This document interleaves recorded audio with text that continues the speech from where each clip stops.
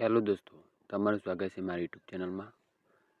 તો આજના સમયમાં જ્યારે અચાનક પૈસાની જરૂર પડે છે ત્યારે મનમાં પહેલો વિચાર આવે છે કે વ્યક્તિગત લોન, ખાસ કરીને તહેવારો, લગ્ન, શિક્ષણ, ઘરના નવીનીકરણ અથવા તબીબી ખર્ચ દરમિયાન તાત્કાલિક નાણાકીય સહાયની જરૂર હોય છે।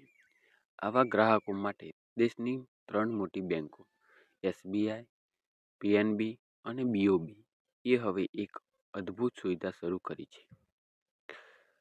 SBI PNB bank of Baroda personal લોનના ફાયદા। આ પર્સનલ લોન સુવિધા ગ્રાહકોને સીધા અસંખ્ય ફાયદાઓ પ્રદાન કરે છે।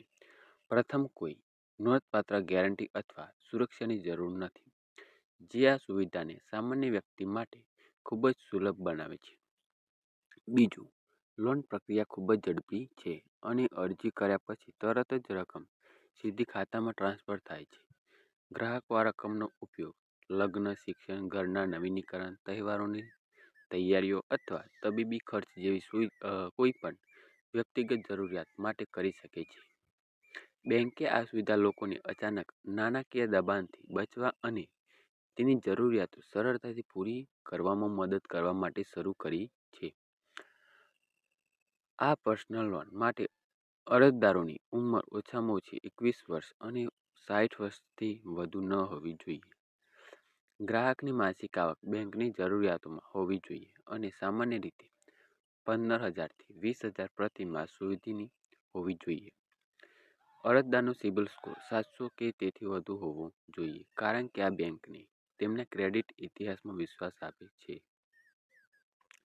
ગ્રાહકનું બેંક ખાતું SBI, PNB અથવા BOBમાં હોવું જોઈએ અને ઓછામાં ઓછા છેલ્લા 6 મહિનાથી સક્રિય હોવું જોઈએ। નિયમિત આવક સ્ત્રોત ધરાવતા લોકો, જેમ કે પગારદાર વ્યક્તિઓ, ઉદ્યોગપતિઓ અથવા પેન્શનરો આ લોન માટે પાત્ર છે। પર્સનલ લોન માટેના જરૂરી દસ્તાવેજો: Aadhaar card, PAN card, passport size photo, આવકનું પ્રમાણપત્ર, બેંક પાસબુક અથવા સ્ટેટમેન્ટ, રહેઠાણ પ્રમાણપત્ર।